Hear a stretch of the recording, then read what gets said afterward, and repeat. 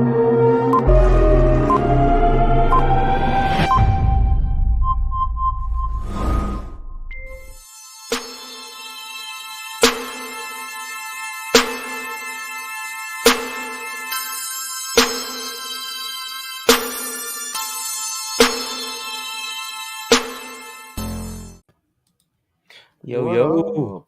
How's it going, man?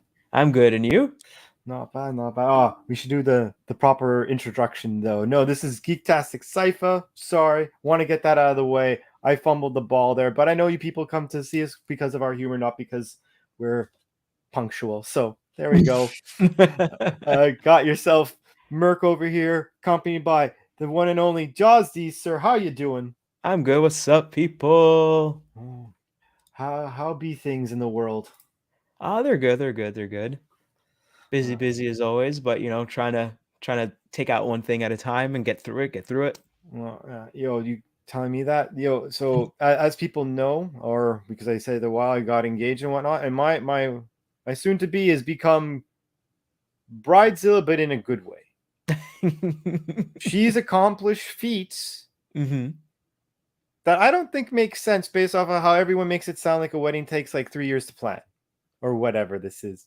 Well, I mean, when you're coming into a wedding, you're not really, it's like no one gives you like a really good game plan. I think people are like, oh, well, this is what I did, so you do that. And it's like, it's very different. Other things have changed, Yeah. But, if someone's able to maneuver it and just be like, okay, I'm on top of this. This is what I want. Boom, boom, boom, boom. And there's no friction in front of them, then it usually goes pretty smoothly. Well, I won't lie, for us, we're not the biggest show off of people. Like, you know what I mean? Oh, we want everyone to have a good time and people have a chill time. But like, you're sitting there, you're like, yeah, I just want everyone in one space. Can we just do that? And then that makes things go by like, super fast. So that's it's very useful. It's very useful. But that was my lane. I'd also give her a quick shout out for all the hard work. Love you, baby. And yeah, no, things are moving fast. But speaking of things that have finally moved, and which is kind of shaking the universe right now, is Hugh Jackman coming back for Wolverine, man. You heard the announcement, obviously? I believe so. I thought that was just an ad for Aviation Gin. Just a very complex ad on Disney's dime for Aviation Gin. That's what I thought the whole thing was. Because you see him pouring, his cup never flows. His cup never runneth over. Chug, chug, chug, chug, chug. But yeah, that's pretty amazing. I think it's something I would assume Ryan Reynolds wanted for the longest time. And, I think Hugh has just always been a good sport about it. The fact that Ryan Reynolds did an ad for Deadpool specifically for a holiday in Australia. I think it's like, it's him kind of like, hey, you, like, hey, you, on. Hey, buddy, come over here. Like, yeah, that was my lame impression of the Mickey Mouse. Come over here. Come over here, Hugh. We have mouse money. But no, with that, not only is he coming back, but the fact that it's coming back for Deadpool 3, which for me, I mean, and as many people know, I love Deadpool. You do? I have all that's sorts your of handle shit. Name? I did not know that. That's you. That's who you like? Well, imagine there's actually some person who right now is like listening, just like, oh yeah. But like Wolverine being like probably the character that probably, I'd say that's the character that got me into comic books. Although I was exposed to Batman and Ninja Turtles maybe first. The thing that got me reading comic books was Wolverine. So this is amazing on those levels, but also the fact that this trilogy is now, as long as they don't mess it up, which I don't, the chemistry between Wolverine, the chemistry between Hugh Jackman and Ryan Reynolds, I think naturally is going to be amazing. They're both great actors. They both kill the specific character.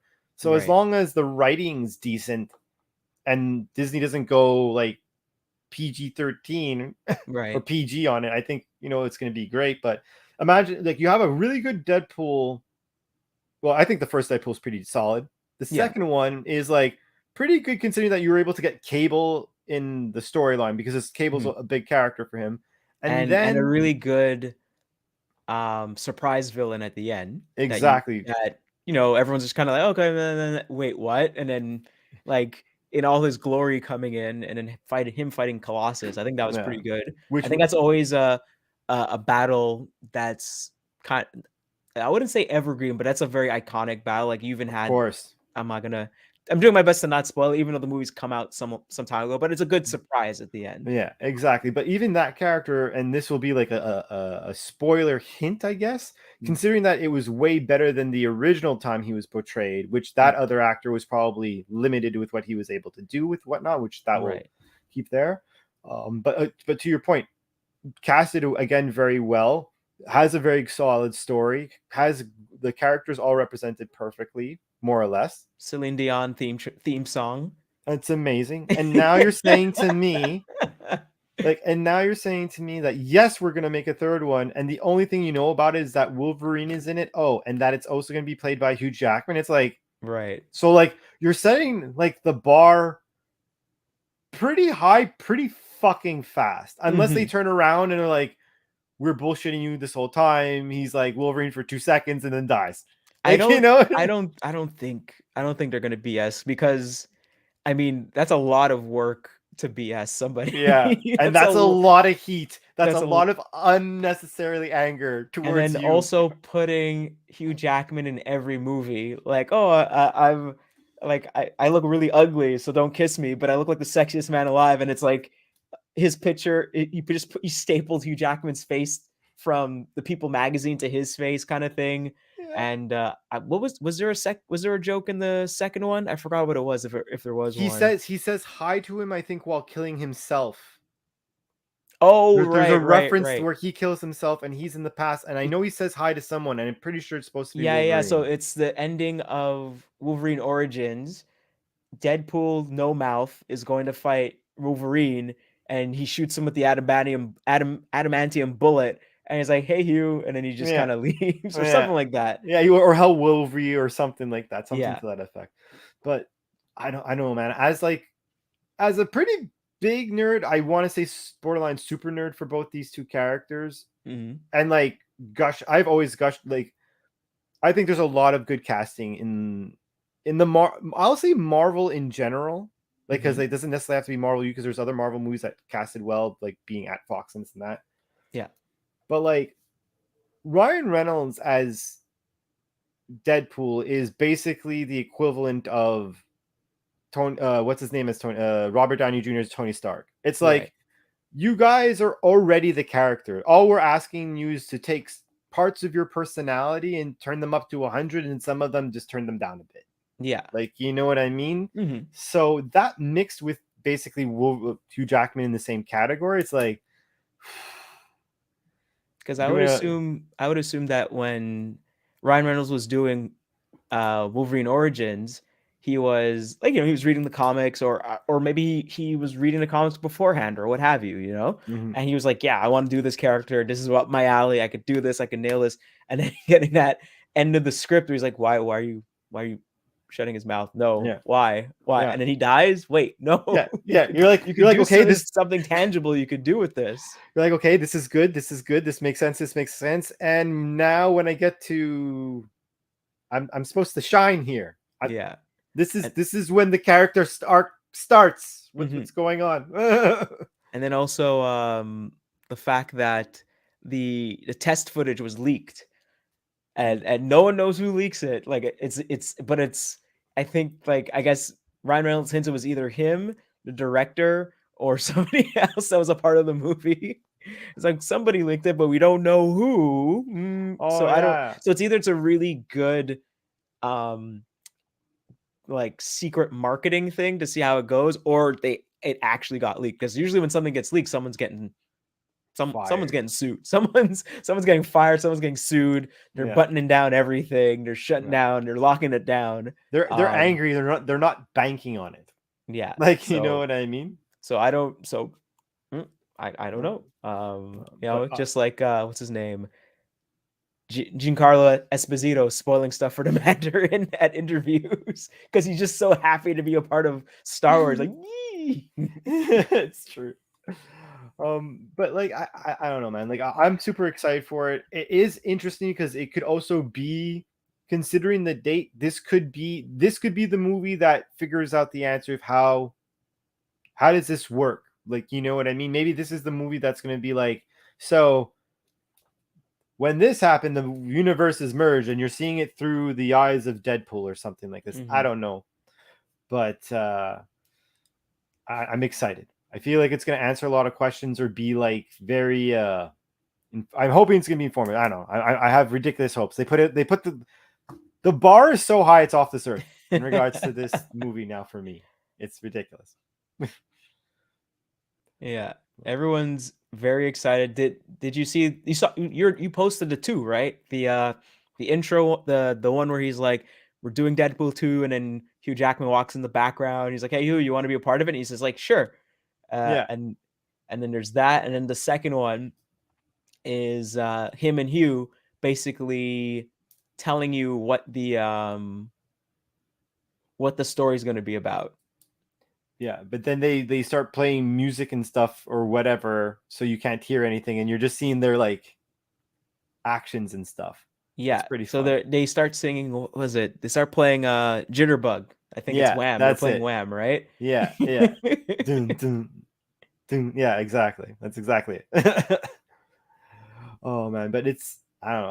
I think the chemistry between them and whatnot, it's gonna be off the hook, and I think it's, I don't know. I think it's the biggest thing that I heard out of D3 almost, D23. But even though they say they missed it, I mean, don't get me wrong, there was a lot announced. I'm undercutting that a bit, and they're cutting D20 23 a bit, but I do feel like this was like, I'm surprised you didn't announce this at that point in time, you know? Yeah.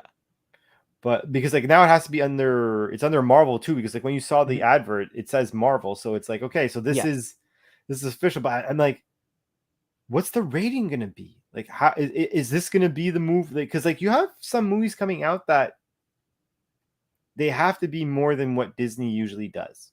Yeah. Like Blade coming out, even though that now apparently they have a new director, or they're looking for a new director. Yeah, that's coming up soon. Yeah. Yeah, that's coming up, which is like how are you going to do a Blade vampire film without a lot of blood? Yeah, because like the Blade movies, well, no, the first one I would say is rated R, right?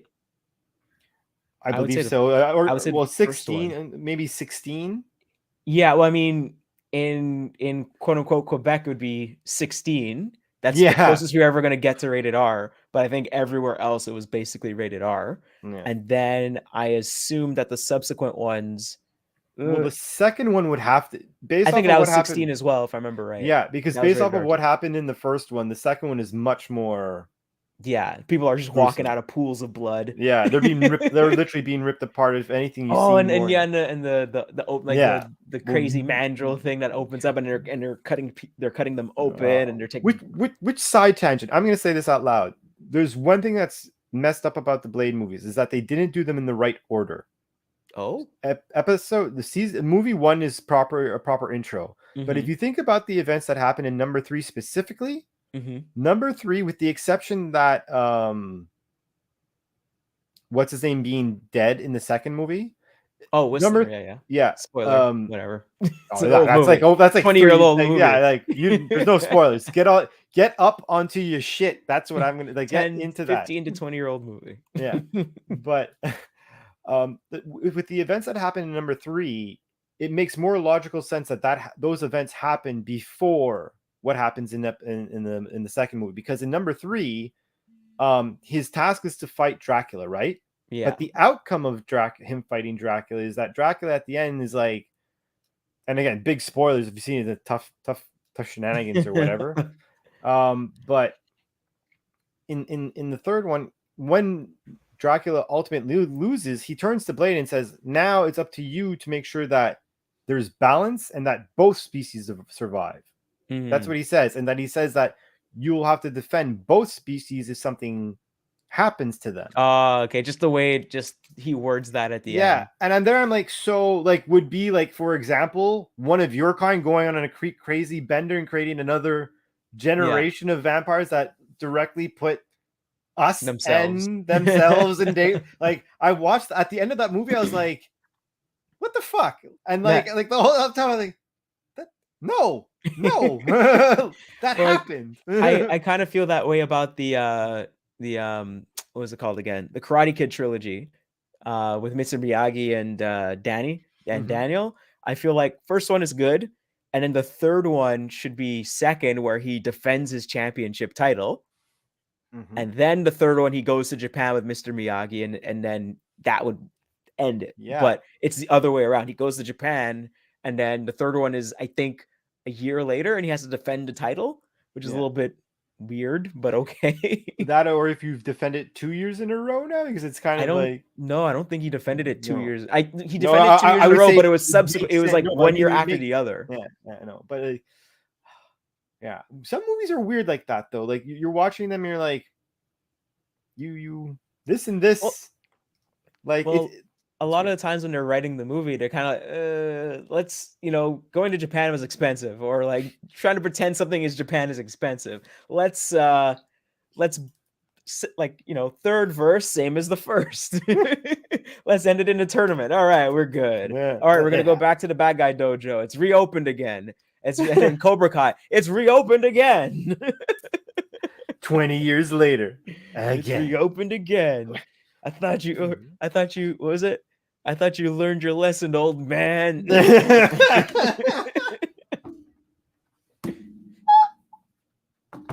And the fact that he comes back, the actual leader of Cobra Kai comes back and then brings back the guy that brought him back in the third. That's insane. It's amazing that all these people are still alive, and we could still just be like, oh yes, give me all the nostalgia and add on to it. Add on to this insane house that you're building, please. Oh man, that's fucking funny. But yeah, that's funny. And what's kind of funny about that is there any other franchises that you could think are like that have that mistake? I don't know. Like that's the only one that kind of really comes to mind. And I thought about it and I've talked about it with people before.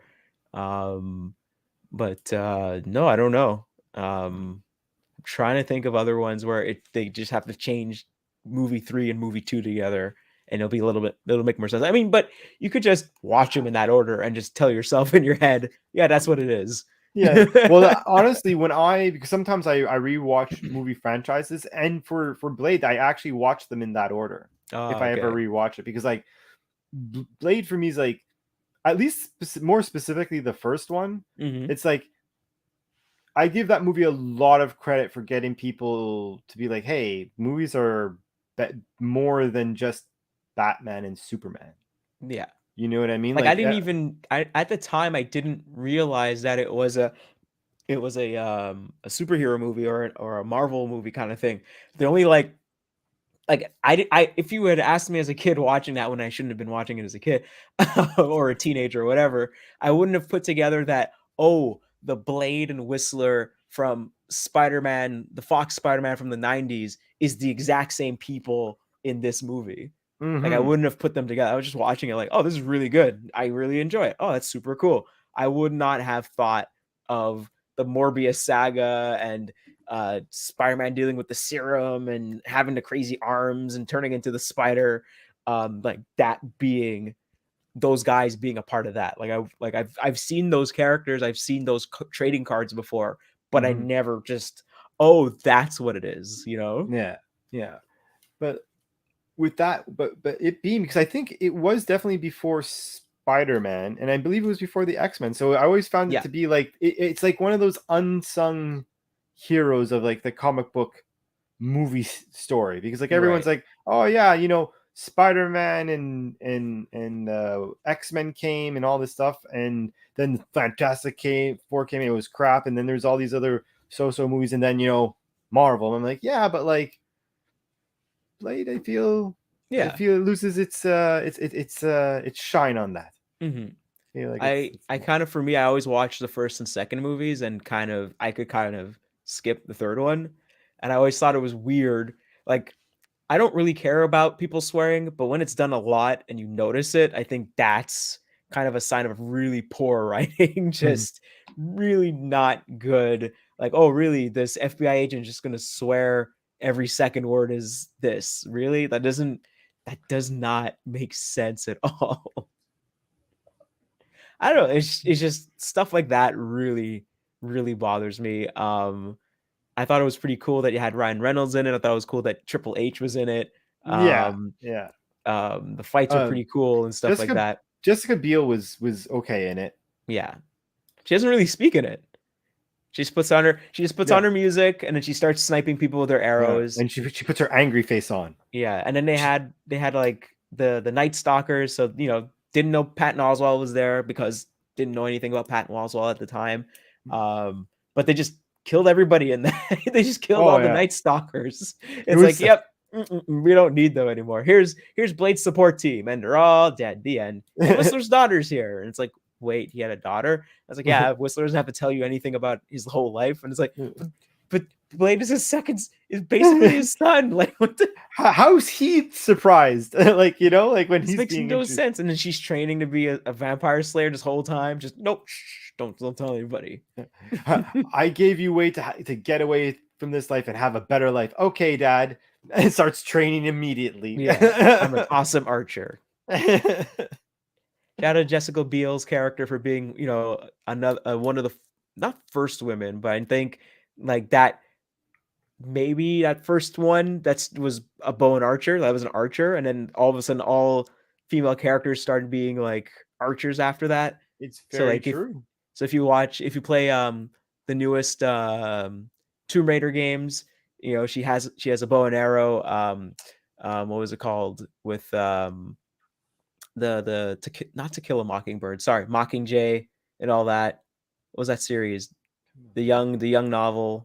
The YA novel. Oh, I'm lost. Oh, man. You got me. I don't. Jenifer, the girl that plays Mystique is in it. Ah, yes. Ah, yes. Hunger Games. Hunger Games. Yeah, the Hunger Games. She has a bow and arrow. So it's just like, and then I think maybe in the comic books, Hawkeye's the new Hawkeye, bow and arrow.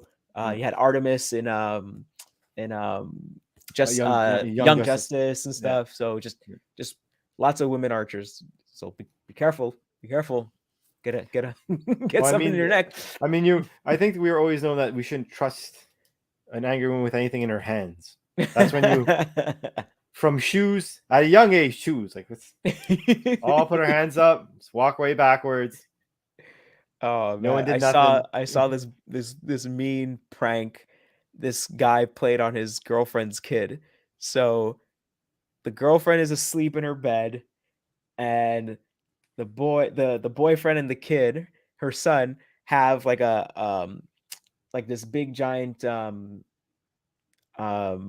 not confetti thing, but like like a party favorite that like explodes, right? It's like, oh, surprise, boom, And so it's like so the guy's like, watch how I set up my girlfriend's son. So it's a little kid, and we're like, okay, you ready? 1, 2, 3, and they both pull this like noisemaker, boom, while she's taking a nap, and she like jumps, and then he pulls like a Nerf gun out of his like pants and starts shooting her with a Nerf gun, and he takes both of those items, slams it into the kid's chest. The kid's holding it. He's like, wait, no. And then he runs out the room and then like holds it behind him. And so the kid's like, no, Jay, you said we're bros. Jay, you said we're bros. And then the mom wakes up and she sees him with both of these things in the hand. And she's like, no, Jay said it was a joke. Jay. And then she goes and gets the slipper and you're like, no, Jay, help. And you're like, oh no, that poor kid. You said we were bros, Jake. You said we were bros. I can imagine that. Oh my god, that kid's dead. That kid is dead. That's so fucking hilarious. Oh man, it was brutal. I was just like, oh man, that's cold. Oh man, that's jokes. Oh, so what have you been watching? Me, what I've been watching? I was watching a YouTube documentary by Ray Mona. So this is basically called, it's two parts, and they're basically both parts together is an hour and 30 minutes, an hour and 40 something minutes. So it's spaced out into two parts. First one is an hour and 33 minutes, and it is called excuse me. It is called The Western World of Sailor Moon. And then the second part, which is 2 hours and 7 minutes, is called Finding Saban Moon. So basically, this is like a crazy, like deep dive about bringing Sailor Moon over to the West, over to the North America, basically. Was it this complicated? It was a little complicated because this is before anime really got a foothold, and when it first came, when it first brought it over, it had a really terrible time slot, so it didn't do well and it got canceled.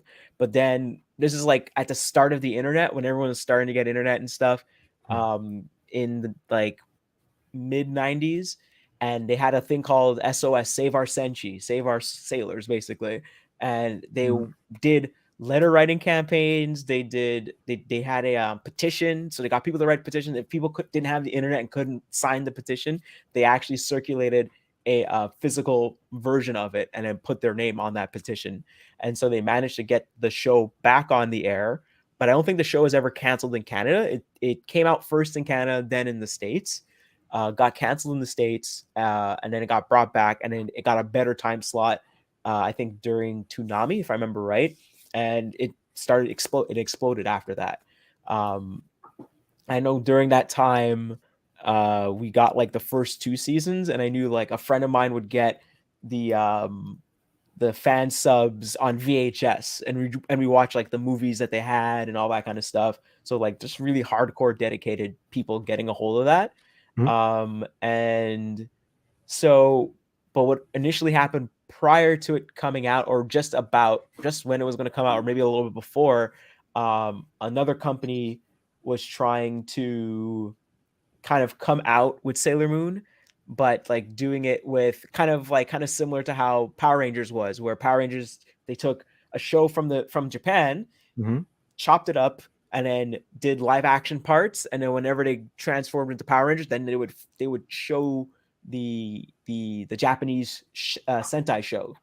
So then that's why it was always weird and disjointed, and then so they were trying to do the same thing, but they would do the live action part, and then any of the action stuff they would animate it.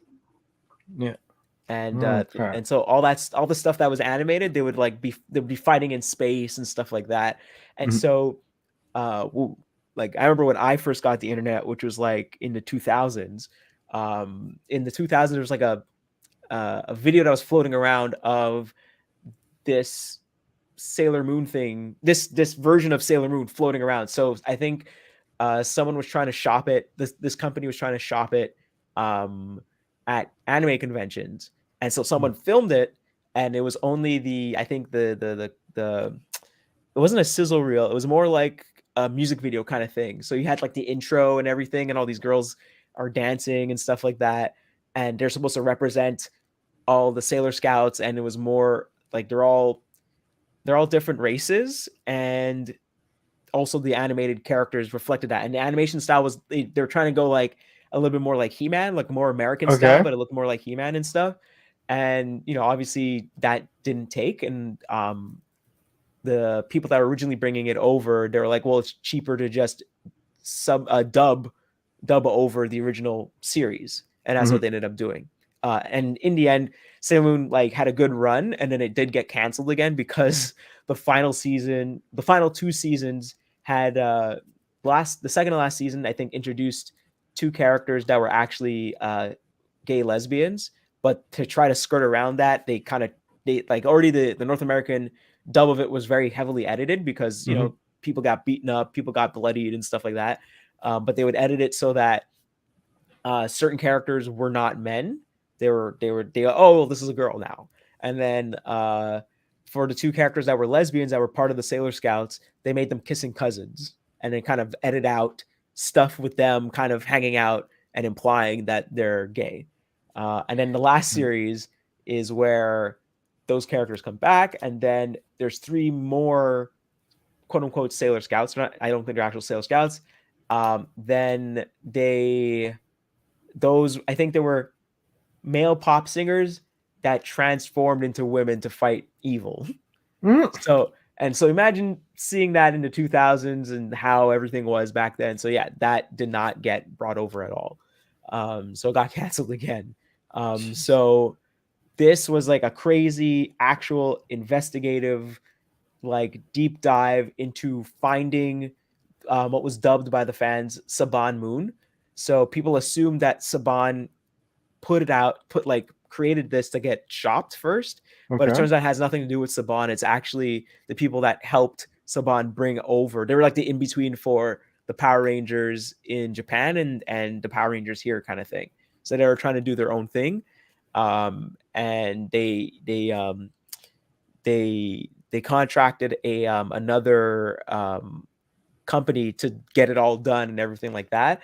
So sadly, this was just a proof of concept. So what was found and what was shown was just a proof of concept, just the what do you call it again? Just the music video. But what was really cool is, so the first part of the documentary is her trying to find it and find anybody that has this tape anywhere. And then the second part is her like maybe a month or two later actually finding it and getting actual interviews with people that made it and everything like that. So it's definitely a good watch. If you have time to watch it, I would highly suggest it. Get a cup of coffee. I don't know, get a drink, a cup of coffee. Just chill out. Watch it in two parts. I think it's really good. It's really fascinating, and just a lot of good work and a lot of patience on her part. And what I thought was pretty cool is I think this girl, her actual name is Raven Simone. And within one of her interviews, someone's like, "What? Your name is Raven Simone? Are you really like based off, like, is your name like someone must have been a really big fan of the girl from the Cosby Show?" And she's like, "Yeah, that's what I'm named after." Are you serious? And you're like, "Oh my god, no way!" So this girl that made it, her YouTube channel is called Ray Mona, and I'm pretty sure she's Canadian, because there was two parts where, she actually talks about Sailor Moon coming out in Canada. And then also there's two clips that she uses in the documentary. One of them is a screen cap from Teletoon. And it's just like, I don't think anyone would ever use a screen cap from Teletoon. They would out of all places. And it was like the old logo for Teletoon with the two eyes and everything. There's two circles and they look like eyes. And then the second clip she used was two of the voice actors for Sailor Moon were on YTV's Zone with PJ Fresh Phil. And I was like, PJ Fresh Phil. And wow. I honestly feel I feel it right here in the heart. But in my gut is that she's probably Canadian. Yeah, and so or she has to love Canadian TV in some shape or form. And there was also another part where she said she called somebody and she said they might think it's really weird that somebody from another country is calling them. So yes. So yes, so there's little bits and pieces. Yeah, you've done quite the detective work on that. I believe you solved. But it's really, really good work. Really, and the ending of that is like insert Captain Holt saying "Vindicate." Just really, like, it was worth it. It was definitely worth it. And it's crazy, and I think she did a really good job, and it's worth watching it. And like, it's not the only investigative thing where she's searching for something and she ends up finding it. Like, I think there was another video she has where she's trying to find this Mean Girls DS game that never came out, and she ends up finding the game. No way. And finding like a playable version of it or something like that. I was like, wait, what? That's crazy. That's wild. So yeah, so that's what I watched. I was like trying to think of what did I watch. I was like, oh right, this like YouTube documentary that was actually really interesting, and like just something that you saw like years ago, like basically 20 years ago. I saw this weird like bootleg video camera, just really poor on the internet, just floating on the internet, and then someone actually finding it and documenting this is what it was, this is where it came from, here are the people that helped create it, and it was just pretty awesome. That's dope. Well, anything else or just that? No, I was listening to, I don't know if I mentioned this last week, I was listening to Questlove's podcast, and he had Jenifer Lewis on it. So I don't know if you Jenifer Lewis, she was playing the grandma on Blackish. Okay. She had a book out called I'm was it Black Hollywood's Mom or something like that? And I think she has a second book out or something like that. So that's what she's promoting. Okay. And it was a really good interview. It was pretty crazy because Questlove didn't really have to talk, and Jenifer Lewis was definitely dropping pearls of wisdom. Like, she lived a life, That's awesome. and just and she said something to Questlove, and it messed them up so bad. And he's like, usually when you're doing an interview, when an interviewee is doing an interview, when an interviewer is doing an interview, they're always trying to find a question that will like bring emotion out of the interviewee. But this is the first time I've been in it. There's like, no, I think he said it was like the second time or something. I can't remember who the other person was. He said, this is where the person I'm interviewing is getting me to cry. And he's like, should I cry on my own show? No, I shouldn't cry on my show. Should I cry on my show? He's like, he's trying to, because she said something that really hit home. It was something about, she said to him, like, why are you killing yourself to make other people happy when they wouldn't kill themselves for you to make you happy? That's deep. So, but it was pertaining to something very specific. So I don't know. I'm definitely misquoting what she said, but it was something that really hit him close to home. And he was like, oh, okay. Okay. And just the whole episode was just gems of wisdom, and her, like wherever she goes, she tries to inspire the people that are there, and definitely worth a listen. I have to also listen to her on Breakfast Club, because I know she says some wild stuff, and she says some wild stuff in general, but usually it's like, like some people might have like a wild aunt or uncle, but when they're like really calm and they're talking to you, they're really saying something. They're not just blah blah blahing for nothing. Like, they're really actually trying to get you to understand and like give you some stuff before they go. Yeah, but she's I mean, she's probably been in the business for quite some, like she has, yeah. Being someone who's in the business for quite some time, and like them wanting to share knowledge is always like an interesting listen. It doesn't matter, like I mean, don't get me wrong, I bet you it's interesting, but what I'm saying is, like, whenever it's someone who's been in a business for a long time and they get like an open mic moment and they just feel like sharing, like I find like I've heard a lot of that, like, example, like the Actors Studio. You remember the Actors Studio? Inside the Actors Studio. Like inside the Actors Studio. Like, that was one of the reasons why I love that show so much. So I could easily imagine it being like just the same.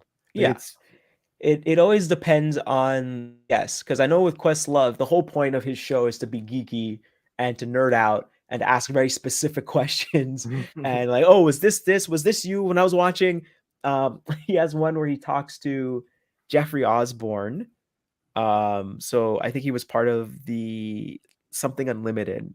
So like an old band from back in the day, and he asked him a question like, oh, when on Soul Train, when this band was on, or when this guy was on Soul Train, was that you? He's like, yeah, that was me playing drums. He's like, oh, I knew it was you. Like, just something really like nerdy, like really like, oh, like I think Questlove actually has all the episodes of Soul Train from like when it started. Like I wouldn't be surprised. And so just really crazy stuff like that. So he's asking them questions like, oh, where do you get your inspiration from, or like, but like more actual in-depth nerdy musician questions a lot of the time. But this one, I think there wasn't much to ask, in the sense of Jenifer Lewis has written a book about her life. She's already written an autobiography, and she said like when she was a certain age, she was writing a journal, and she kept writing a journal, and she said that she's been diagnosed being bipolar, and she said writing in her journal actually helped her. And the doctor like told her, yeah, if you didn't write in your journal, who knows what you've done with yourself. And so she she didn't have to do much with it, just maybe clean it up, and then here you go. here's my life done. And like, she was already doing her memoirs to a certain degree. Yeah, exactly.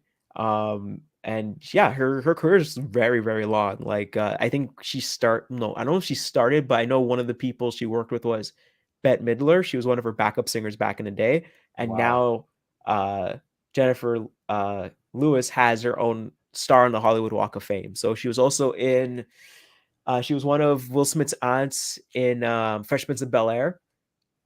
And she's done a ton of shows, a ton of shows. But the most latest one would have been Blackish, being the grandma in the show.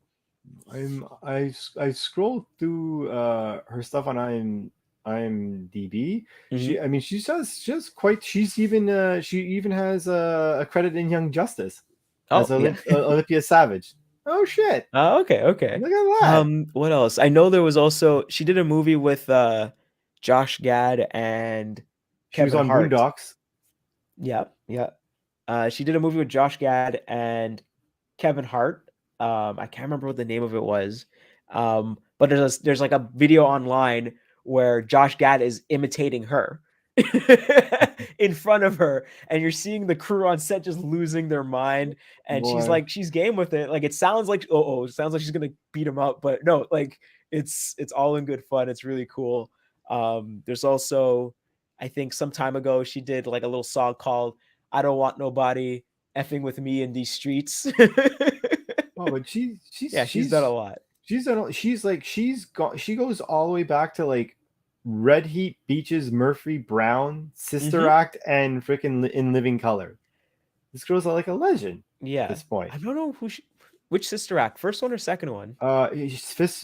First one, Michelle. I'm trying to remember who Michelle was. I think that was one of her. So remember in the beginning of the movie, she's like singing in a casino kind of thing. Yeah, that could have been one of the three. Oh, one of the three girls that was singing with Whoopi Goldberg. I think that's who she is. I don't think there's any other black nuns when she goes to the convent to hide out. Huh? She's in Meteor Man. Yeah, she's in everything. She's in a lot of stuff. Oh, she's in actually Sister Act 2, but as a Vegas backup singer. So I would assume the movie starts with Whoopi Goldberg back in Vegas, and then I guess they bring her back to like kind of because I think it's the school she used to go to when she was young, and they ask her back to help out and straighten out the kids and stuff like that. Yo, the more I look on this thing, the more she's in like some serious things. Yeah. Like I'll even say this out loud. She has a pretty good nerd resume here. She's like, she's been in Meteor Man. She voiced in she was in Lois and Clark: The New Adventures of Superman. Mm-hmm. She was in Young Justice, from what I read before. There was another thing that I saw. She was in Mystery Men. She's got her, and then in Poetic Justice, Dead Presidents. She was in What's Love Got to Do with It. I think she was Tina Turner's mom in that movie. No way. I haven't seen it. Mind you, I'm scrolling up and down. I'm just on her Wikipedia, so it's kind of giving like more clef notes. No, she's in Princess and the Frog. She's in Pixar Car series. She's in Castaway. Jeez, like I think the movie I was thinking about is called The Wedding Ringer. So that's where like Kevin Hart has he's a guy that you call when you don't have anybody to be like your best man or do a bachelor party and stuff like that. So he'll come in as a service, and if I remember right, Jenifer Lewis is like his secretary or his assistant or someone that helps him out with that. She's she was on Broadway. She did a lot. She was in A Different World. She was in Rock, Hanging with Mr. Cooper. She was in Friends. Jeez. Different World, Fresh Prince of Bel-Air, like we said. She's been I say this with respect, not in insult, but she's been around. Yeah. Since the 70s, and she used to be on Broadway and everything. So I bet that really was a very interesting podcast. It was. I'm very interested just by seeing the background. I'm curious the knowledge that she was spitting. You know what I mean? Yeah, it was a two-parter. It was definitely a two-parter. Damn.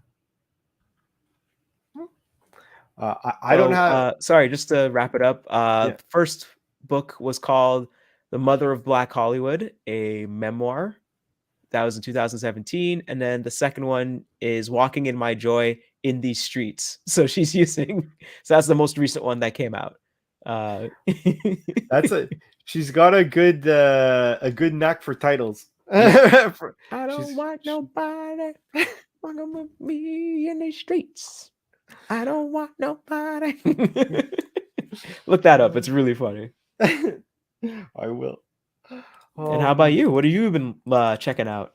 Lately it's been Rick and Morty because I believe this is the season of resurgence.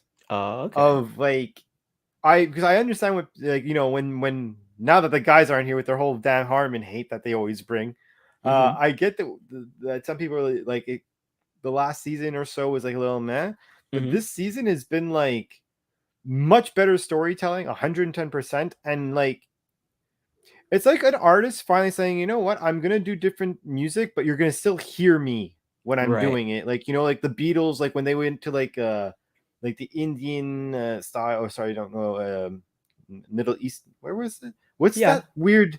That Maharishi days kind of That's thing. it. Yeah, exactly. I was looking for like the better terminology. Sitar? Yeah, sitar. Yeah, when they went to when they use the sitar and everything, Mm-hmm. like sure they're using a completely different instrument that's understood with a completely different culture, but when they were playing it, you're like, oh well, I could hear the Beatles, like, you know what I mean? And I feel like and I feel for Rick and Morty, the thing that was problem was like it was stale because it was, like I said, it was lazy, right? And now they're like, you know what? Let's get edgier, gonna go more extreme, I guess. And now because of that, it's like, finally the stride is back. Like the last episode that the last two episodes have like, so one is when Beth's the kid's mom, Beth, she at one point in time is like questioning all her reality and then asks her dad, like, would you clone me so that someone can stay, so I could stay here and then go travel the universe? And then there's always been the question about whether or not the clone's the one that left or if it's the real one that left, and so on and so forth. Okay. That was a question in the background, right? And eventually they came back and it's like, oh, the question doesn't matter. They're two completely different people. But 2 episodes ago was when they finally hang out and she has sex with herself. She literally falls in love with herself. And at first I was like, ew, but it quickly turned to like the most hilarious episode of like just stupidity because of like, you can't go anything stupid because she's aware that she's stupid. And it's just, and because of like the dynamic of like, you know, the mom having sex with like intergalactic bounty hunter, because like that, like her alternative self who went to space is more Rick if he decided to be like a rebel leader type thing. Like, you know, she's super smart, but she's she's like all this stuff was shit. And then when she comes back having sex with herself, and then like them trying to like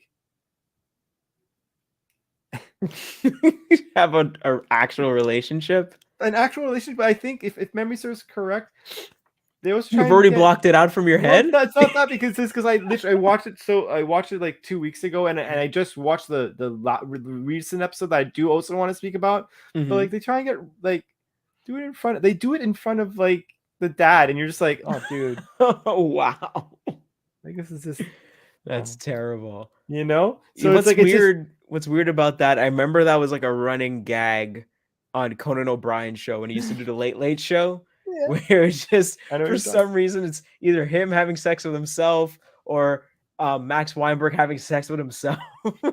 Just like, and you're like, I don't want to see this. But you're looking at it and you're like, to see someone like try and cheat but around like they're like, it's funny. Like like you're cheating with yourself around your husband. Anyways, it went on a bender.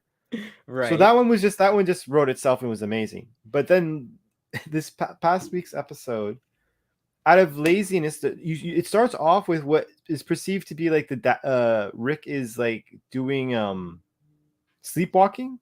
So like the mom tries to address him and says like, hey, like you were sleepwalking, like is everything okay? He's like, no, I wasn't. And they're like, what? And like basically he's like, he communicated with his subconscious self so that when he sleeps, like his subconscious self does stuff for him.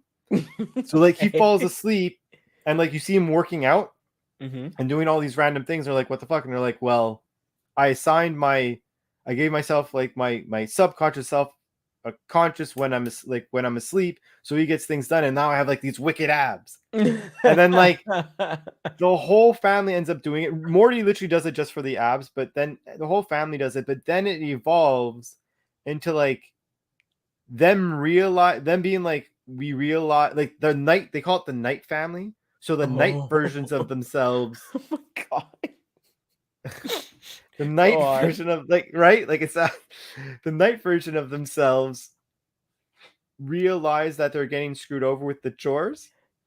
Okay. They're able to live with it, but they set, like, because, like, what happens is, like, all the people in the family are like, like Morty's like, yeah, I'm gonna get him to get me abs like he did for Rick.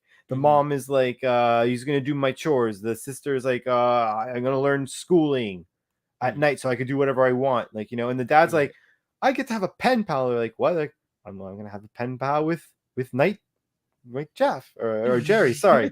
And you're like, you're gonna talk to your night self, Jerry? Like, yeah. And you're like, they all like laugh at him or whatever.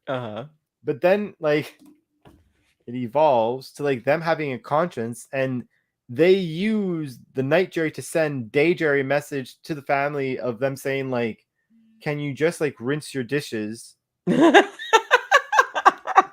So, like, it's easier for us to, like, Oh my, so it's basically like they have roommates, extra roommates. Yeah, extra roommates. But then it evolved. And sorry, I should put up a spoiler, but spoilers. Too late. Oh my god! Because this happens in the first. No, this happens in the first 5 seconds, like the 5 minutes of the episode. Okay. What evolves is because they say no. The night family's like terrorizing them. Like, at first they like break all their dishes and shit as like protest, and you're like, then Rick, instead of just like washing dishes, like, goes to like some far off planet and is like, you owe me one. And you think he's like gonna get, like, like weapons or something to like fix this problem. And he gets basically a dish set that's indestructible. And it's like a la Thor making Storm, what's Thor's second hammer again? Stormbreaker, I guess. Stormbreaker. It's like the Alice making Stormbreaker, like how these things are how you see them being made, right? And he comes out, he's like, let's see them break these, and then like the next day, he's like, all their stuff is gone and all this type of stuff. And then what happens is that Rick wakes up one time, right? Because the second they wake up, their night self obviously stops. Right. He wakes up and he's strapped to his bed. And like they're trying to communicate with him, like, this is all your fault because you didn't want to do dishes. He's like, well, what does it matter? Like, the smartest one is like, oh, when I'm awake, he's gone. And they're like, roles were reversed. And like night the Summer, which is the daughter, comes in, and she's like a new level of crazy. like you're terrified when this person's talking, and you're like, okay, this got interesting. And just like from there, the escalation of it all is just hilarious. Like, imagine this, like, they're trying to fight sleep. So then when one wakes up, like, so like when one falls asleep, they wake up, but as like their night self, right? So imagine like they're trying to get away and one of the night selves are chasing them. So it's like, 4 against 1, and then like they throw like a rock and knocks one out. So that automatically means not only did they stop the day person from being functional, that turns into a night person. So it's playing on like the zombie thing all the whole time. Like zombie / Freddy Krueger, but we're all Freddy Krueger. Yeah, it's so good. Like the fight scenes in this episode. Wow. Absolutely epic, because like it's a combination of people passing out and then other people trying to wake other people up. Like at one point in time, like the night person is like punching a person out while that person like lands and bites the night person, so the night person wakes up, and then there's like all these like, you know what I mean? There's all these switches that are happening during their fights, and you're just like, it's hilarious. That's insane. That is ridiculous. It's so entertaining, bro. It was so good. And then like, and again, I'll just like, at the end, the night people win. But so you're like, oh no, what's gonna happen next episode? And sorry, like, big spoilers here for people who are watching this episode. Sorry. But so at the end of the episode, they like, there's an altercation, like it's insinuated that they win. And at the end of Rick and Morty, it's one of those things where there's always the 30 seconds. Right. And in that 30 seconds, they're like, well, we spent all our money, and for somewhere they don't have the memories. Like, they're an independent being when they're the night people, right? So like, if I day person hid my keys, night person wouldn't know where they are. Like they would be like, well, he just hid it there because he doesn't have the memory. So Right. like you don't have your bank account number. You don't have like so on and so forth. So during the commercial, like during the credits, usually it's black, but in the background they're showing them like spending money, having a good time, blah blah blah. And like the end credits scene is them like realizing that they're poor, they can't access anything, everything's being repoed, and it gets so dark because Rick, like Night Rick, is like he comes into the room. He's like, I have an invention that will solve all our problems. And he takes out a gun, and you think he's gonna shoot them all. And he goes to the machine that's like the battery that's allowing this thing to happen, that they're asleep.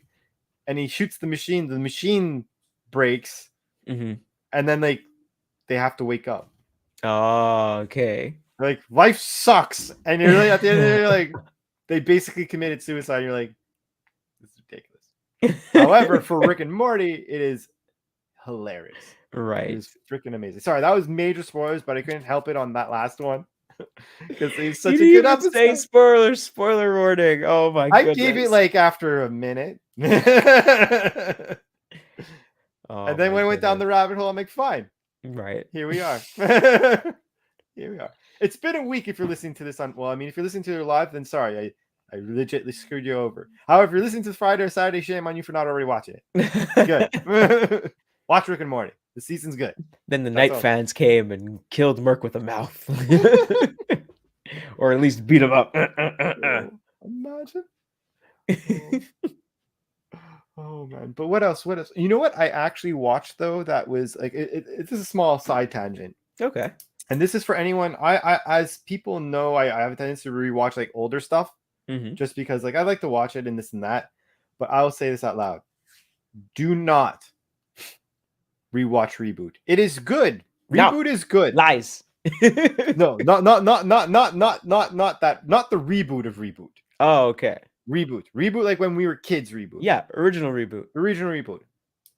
It is amazing. However, the ending of that shit is the worst. There's a lot of because I think they were expecting to come back, or they were leaving it on a cliffhanger on purpose to come back with a new season, and it just never got picked up. And it's the worst because it's like you finally have all the characters in a way that you like, and even the end itself, like because like what happens is that there's you have and people who like, yeah, spoiler, but this is like 20 years old. You should have this as history. So like you guys, if you don't know it, again, shame on you. But if you so happen to rewatch because you forget how it ends, because like what happens with Reboot was the first 2 years is like kiddie style, and then in the third year, third season, it gets like super dark and serious and whatnot, right? Yeah. And that's when you get like adult Enzo. Yeah, and you have that for two. Yeah, exactly. And you have that for 2 seasons, and it's super dope, right? Because you're finally like, okay, this is making sense, and all like the terminology and like now that I'm watching it as I'm older, I actually appreciate the naming conventions of things now. Yeah, like you know what I mean? Like before they would say like a sentence, you're like, whatever, and you're like, now you're like, oh, that makes perfect sense for that, like assuming that they actually exist, there's these little beings in our circuits or whatever, like this makes perfect sense and all that type of stuff.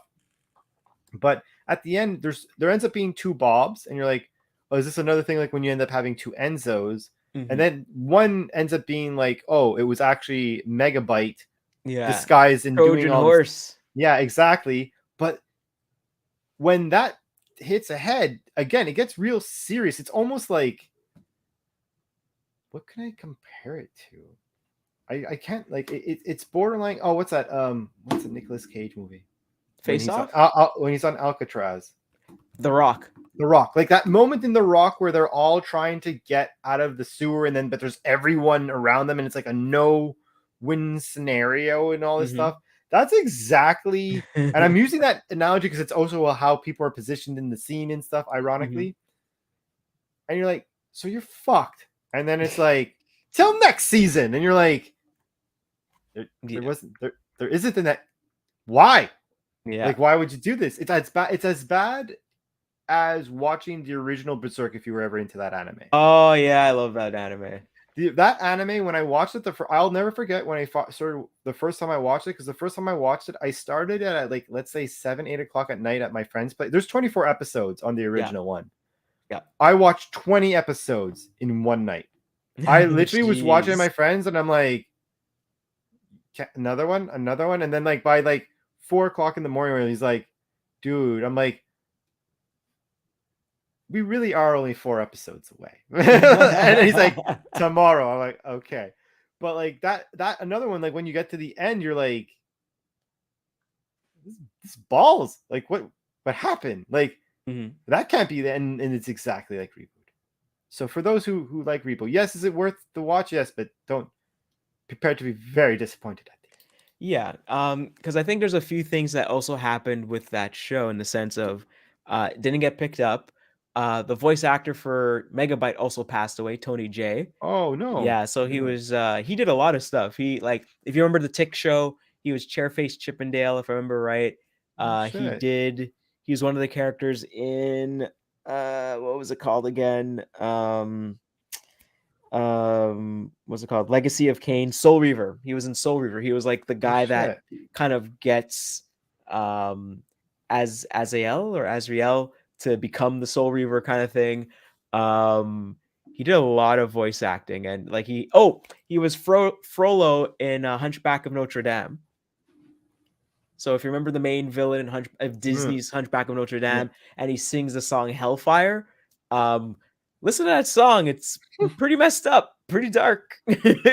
When you think about it as you're older, you're like you listen to it as your kid, like, oh man, it's such a scary song, and then you're like, okay, it's not that bad. And you get older, and the older you get, the more you're like, oh man, this guy's messed up. Oh man, this guy, oh man. It's like a really, really messed up song. But yeah, like this, like classically trained actor, really good chops, just part of your childhood, really, really part of your childhood. So that guy passed away. What sucks is that they actually got the original voice actor for Bob back, so that's why there's two Bobs and they both sound different. And yeah, it's just a little, it's just, and I think a lot of those people that made the show at Mainframe is not even called Mainframe anymore. It's called something else now. And Rainmaker, I think it's called now. And those original people that started Mainframe, I don't think are there anymore. So even if, so that's kind of why you end up getting the reboot of Reboot or the not reboot of Reboot, where they try to kind of bring it back again at the end. And it's just like, no, this is not what we wanted. No. Yeah, the reboot of Reboot was like, it was a joke. It wasn't Reboot. You know what I mean? Like when you watch it, like, no, there's no real people here. We're supposed to be in a computer all the time. Like, because basically you became the user. Yeah, that's the user is you. That's yeah, basically was. And then he in that episode he reboots the system. So like it's what's crazy is like it makes you wonder like how long did all this happen? Is this in a day? The whole series, like the whole the whole original series, you mean? Yeah, the whole series is like I think 4 seasons, and they're like, oh my god, it's gonna take a whole second. Oh my god, it's gonna take a nanosecond. You know, so it just makes you wonder, like, is this legit the whole like a day? Like someone went on the computer, went on the internet, crashed a whole crashed a whole hard drive, and that's where you got the nulls part, and then they tried to do this and that, blah blah blah. They got a virus really messing up things, but they're not noticing it. And then in the end, they're just like reboot the system, and then everything is back to normal, kind of thing, or close to back to normal. Yeah. Oh, but yeah. So I would still say it's a good watch. It's a show that's written extremely well. You're talking about the original right now, right? Yeah, the original Reboot, the 4 seasons starting in 1994 and going on. The only hard part I would have to say is that for I think if you hadn't grown up watching it, for a lot of people watching the first few seasons might be a little bit rough because of this is like one of the first few shows doing CG animation for kids kind of thing. So it might be a little bit rough watching it, but it's comparatively to what was out at the time. I remember around this time this was out, there's also the New Adventures of Johnny Quest, and that those guys I think went on to do the Voltron show back in the day, like back in the 2000s, the CGI Voltron show. They also did what do you call it, Starship Troopers Roughnecks. And when you watch them doing CGI, they, for some reason, they can't do hands. They can't there's no appendages. They can't do this. They really can't. So they're always walking around like this and doing that and stuff. But Reboot, even in those original shows, they were really good at like having them do fists, having them like articulate their fingers and stuff like that. And it just got better and better as it went on. Yeah. But at the same time, I mean, because like, but this also spurred off because Reboot was, how long after did Beast Wars or Beasties, depending on where you grow up, was after? So Reboot was 1994, and if I remember right, Beast Wars, oops, wrong. Because you had those two, and you had, what was it called? Shadow Raiders. Shadow Raiders, yeah. So Beast Wars, I think, started in 96. So Reboot started in 94, and then I think like they got 2 seasons in, and then they were starting to do Beast Wars, which is 96.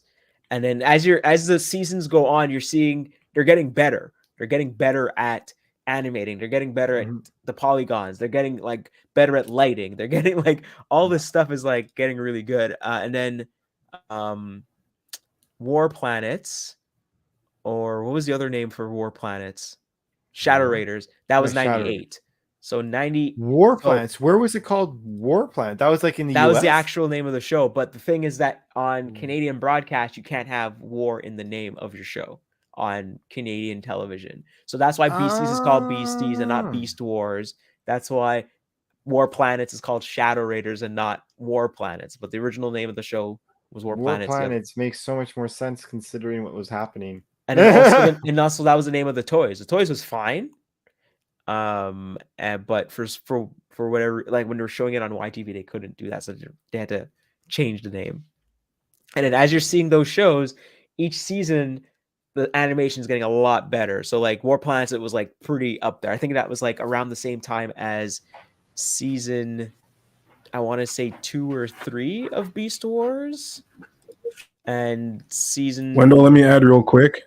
Yeah. Let me really add real quick that shout out to Shadow Raiders, because they built that story from nothing. Absolutely. Yeah. I wonder if they had the toys and they're like, make a story with these toys, and then they went off on that. Exactly. Because they had to, because they built a really good story from absolutely. Because I know even nothing. With Beast Wars, they just had the toys. But originally, when Beast Wars first started, the original Optimus Prime and Megatron, they were a bat and a alligator and a crocodile, yeah. And then they were lucky that they got the dinosaur and the gorilla after that. So those crappy little toys were meant to be the actual, because I remember seeing, I had those toys and I was like, this is lame. This cannot possibly be it. So that's Ironhide was something like a warthog or something crazy. Maybe I can't remember what Ironhide, but I know like if you look at the original gorilla toy for Optimus Primal. No wait, maybe the bat and the bat was Optimus Prime and not Optimus Primal. I have to double check. Either way, you were right. But I know with the Optimus Primal gorilla toy, there was always a thing where they had mutant faces. So like if you had your Beast Wars toys, you would have like your regular face, and then you would flip it a certain way, and it'd be a beast face or a mutant face. And Optimus Primal's mutant face was a bat face. So it had like a mask that came up, and then his little horns that he had that looks like Optimus, they would come down like this, and that would be the fangs of the bat face. That's what that was. Yeah, so you have to like put down the ear, put down the horns like this, and then turn the head around, and then bring up the mask. My friend had the big Optimus that you're describing, and I had the big Megatron. Right. So it was Optimus Primal. Yep. Okay, just making sure, because I was just like, can't remember if they changed the name afterwards or something like that, trying to retain that name. But yeah.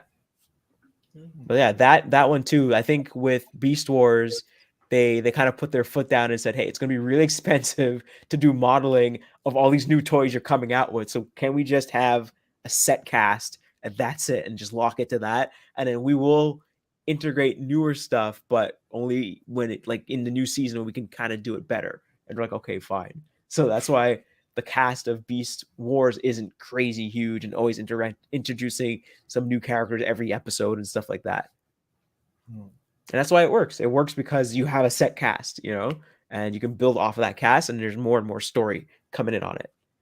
But yeah, those 3 shows, just a lot of good people writing amazing stories for it. If I remember right, for Beast Wars, I think one of the writers was what's his name? Oh man, I forgot. No. Let me see if it's Paul Dini. I think Paul Dini was one of the original writers of Beast Wars. So if you look up that name, you're gonna see a bunch of like DC universe stuff from back in the day. Like he moved on to that. So just to let you know, it's got those shows had really good pedigrees, basically. Question for you though, since we're talking about them all and you seem to be well versed, which is your favorite planet, which is your favorite game, which is your favorite character from Beasties or Beast Wars? So you're asking, so all this is Beast Wars related? No, because we're talking about all 3 movies, all 3, right? Shows? So for Shadow Raiders, favorite planet. Okay. Let's see. We'll do this one at a time. Right. Favorite planet. I want to say, I think I liked Fire. I think I liked Fire the most out of all of them. The teen guy? Yeah. So I think I liked Fire the most. I was going to say the same. Mm-hmm. For Reboot, which one's your favorite game that's played? I want to say in the second, I think it's a tie between the second episode from the first season, and then there's another episode in the first season called the TIFF. So in the second episode, there's a race.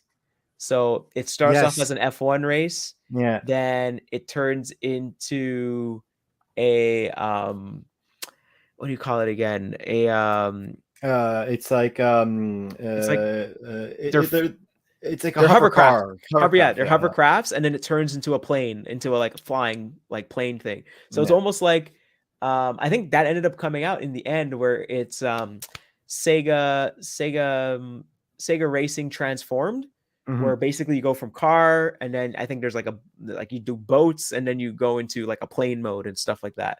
So like within the game. So like the closest game that was like that around that time, around the 90s, was Diddy Kong Racing, but you could only do racing for one, like racing for that one like whole like Grand Prix, and then you'd have a hovercraft one, then you have the flying one, but you wouldn't change from one to the other and like do it like that. So there's that, and then there's one called the TIFF where basically it was called, I think, Starship Alcatraz, and so the user was trying to escape. Yeah, he was like a white character, like he was like dressed in white as a prisoner, and they were like kind of the guards trying to recapture. And then they would shoot people, but they would be in bubbles. They wouldn't actually kill them.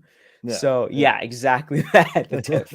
I remember that, and Dot was so badass in that. She's walking around dual wielding, and holding out the guns and everything. And they're like fighting that episode, and it's the whole point is for them to team up in the game, because if they don't, they're gonna screw up type thing, and they have to. They're gonna die. They're both gonna die. So what was crazy was that Dot. So there's two. So when the show got reran, there's different versions. So they didn't complete the episodes, it seems like, or certain parts weren't completed. So if you watch the final version of the TIFF, when you watched it when it originally aired, they would show images of they would look at the screen, and the screen was all blank, and you're like, what are they looking at? That doesn't make any sense. And then when they had reruns, and they would rerun the newer version of it, and then you'd see it in the intro of the episode, version blah blah blah blah blah. You know, just kind of playing into that whole computer thing. All of a sudden now you're seeing, oh, they didn't put in the interlay of the timer going down. Like there's supposed to be screens of they're be able to see everybody on all the cell blocks, but because the emergency power is on, then it's like flashing different areas to conserve energy. So she's looking at the screen and you're seeing like it's flickering here and there, here and there, here and there. And so like stuff like that. So also what happened was they would air, I think ABC also had Reboot on their channel, but they were heavily censored. So that's why you're getting these little weird jokes on season 2, season 3. So like they would call Megabytes like warships and stuff ABCs, right? And so I think in the 3rd season when or in the end of the 2nd season where they finally defeat the web, and then the 3rd season happens, and then Megabyte tries to take over Mainframe, and then they're like, crikey binky, the ABCs, they've betrayed us. So they're crapping on the channel ABC. They're crapping on Disney because they had to censor everything like crazy. Oh, you can't have Enzo having a gun in his hand and shooting it. That. I didn't so they know shot that. it, and then what do you call it again? A raft, an inflatable raft comes out, you know, and stuff like that. So in that episode, the Tiff, Doc gets so mad at Bob, she slaps him in the ABC version. So she taps her side, tap tap tap, and then you hear like a slap in the background, and Enzo's like, ooh. But in the Canadian version, she taps her side, tap tap, and then she makes a fist, and she literally punches Bob. Oh man! And you hear like a more of a thud, like a punching thud. So stuff was edited, and then went to the 3rd season. They didn't have to worry about making an episodes for ABC. They didn't have that restriction anymore. So that's why it got way darker. They got to do more stuff. Enzo loses an eye. They get lost in the games. It's really like, oh god, we have to change ourselves to the AI to leave so we don't get nullified. Like it gets super dark. But that's why there's all this like background politics and stuff going on. That's wild. I didn't know any of that, to be honest with you. This has been so informative. Just because I asked you which game you liked. And then I think you're asking which character in Beast Wars I like. I was gonna reiterate just to add on. I would say for me it was the Dungeons and Dragons game is probably the most memorable one for me. Yeah. However, ones that I always like loved. There was one that was in one of the early newer ones. There was one that was like an Evil Dead one. Yes, where they were the zombies, and I'm like, that's just I love Army of Darkness is like my favorite movie. So like I saw that, I'm like, amazing. Like, and default. It was so the part where he goes, "I'm dead before dawn." What is that? That is literally a quote from the earlier movies, because it's what they say. Like it's the threat that they say to the humans and stuff. Because like him doing that, like the dead, that was actually like he kills a zombie, and that's what it. Like the roles are reversed. It's supposed to be it's supposed to be Bruce Campbell killing the zombie, i.e., he's supposed to be Enzo, like a zombie, and the person dying is supposed to be not him but a zombie. Oh, okay, or whatever. So so it's like super in joke. Oh yeah, super. Joke. Like if you watch that episode and like Evil Dead or Army of Darkness, it's very satisfying. It's just like watching the episode where it's the Mad Max episode. Oh yeah, Mad Bob. Yeah, Mad Bob. That one's always good. But another episode game that always makes you remember. But I think it's not the game itself, it's because what's happened before they enter the game. There's a game where they're supposed to be doing like the Olympics. But the only reason why it sucks is because Enzo in the same episode he was like all bummed that he wasn't like big or smarter than other people. Like he was basically a kid wanting to be an adult, right? Yeah. So then he goes to Fong, and Fong's like, oh, you can go here and learn stuff, or you like there's this other place that you could mess around things, but you really shouldn't. So obviously he's like, I'm going to do that. And he thinks that by asking to be the smartest, that he's going to gain knowledge. Right. And what he does is basically downgrades everyone else's like intelligence. Yeah. So like the whole episode is like, we are helping. And they keep running into him and stuff. Yeah. And he's just like, you have to help the user. And then they're like, then they're finally doing what they're supposed to be doing, which is not helping the user, you know? So that must be so frustrating trying to play those games as the user, and it's just nonsense is happening. Like, I didn't even know the game could do that. Since when could the other team just slow me down? This makes no sense whatsoever. Oh, that's one thing that I thought about when I was rewatching. I'm like, if I was someone playing these games, I would be pretty pissed off. Yeah. But yeah, so who's your to move on to the next and to close out the app? Who was it might be multiple as well, but who's your favorite character?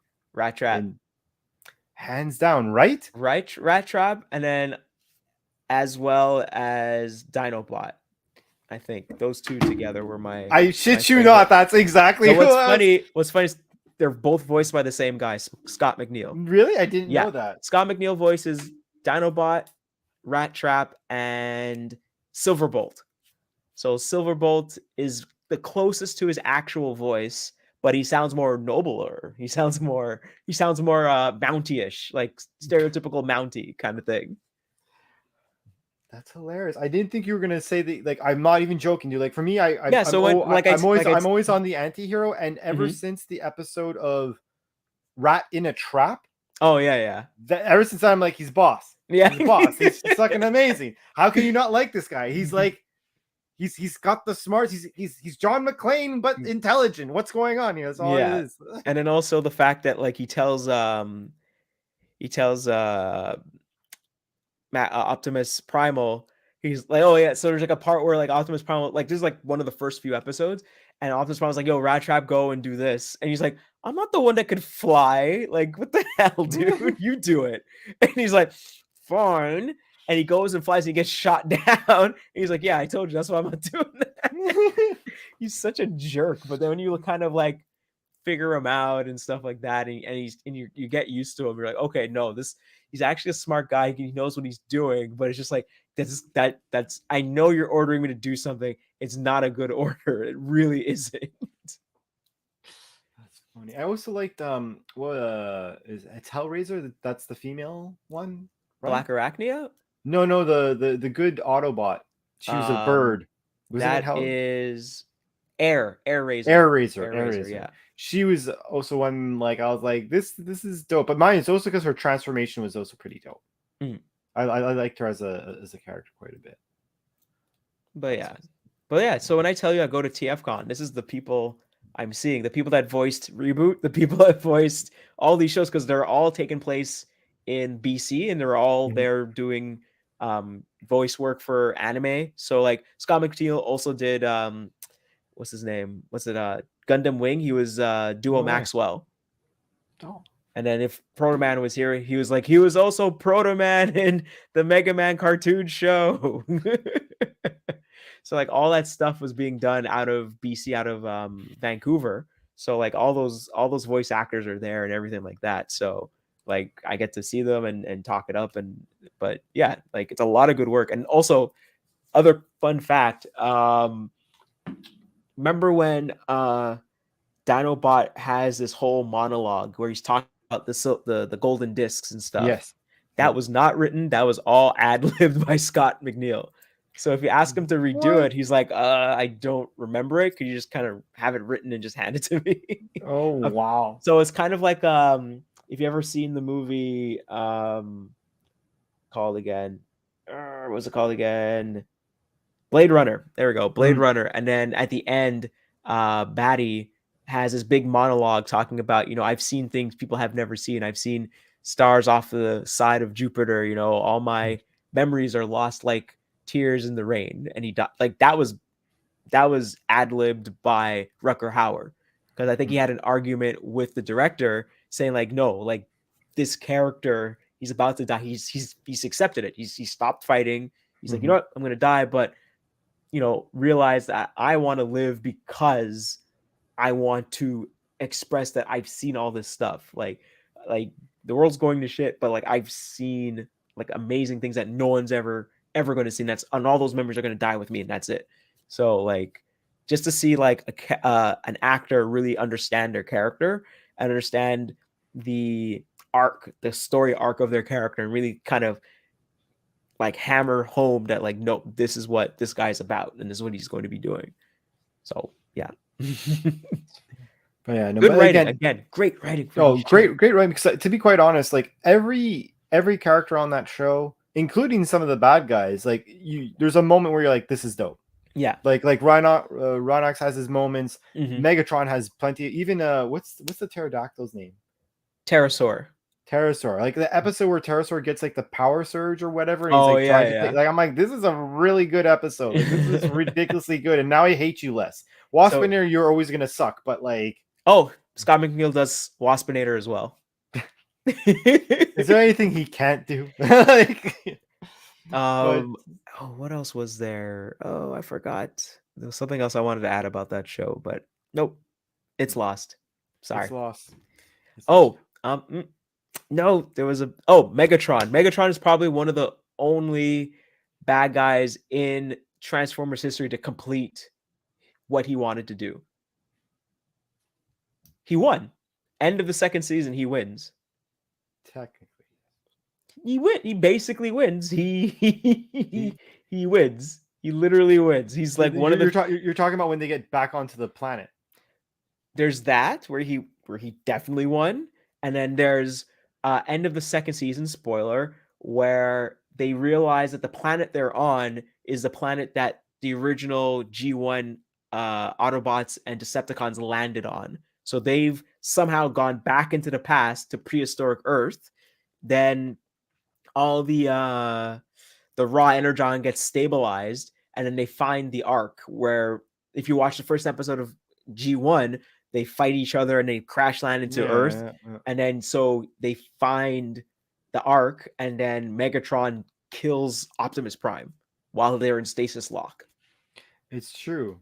So he wins, and he has this big thing like, "Oh, you no longer exist," and it's like to be continued for the third season. And you're like, what the hell happened? It's true. It's very true. So with all that, with all that being said, though, for those listening, that was part of your history lesson. Your homework is to go and watch these shows because they're freaking amazing. Yes, they are. They are all classics. They're all classics. And with that being said, I think we're going to be on the outs.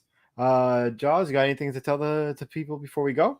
Go out and definitely watch that documentary I was telling you about, Ray Mona, and also check out Transformers Slag on YouTube.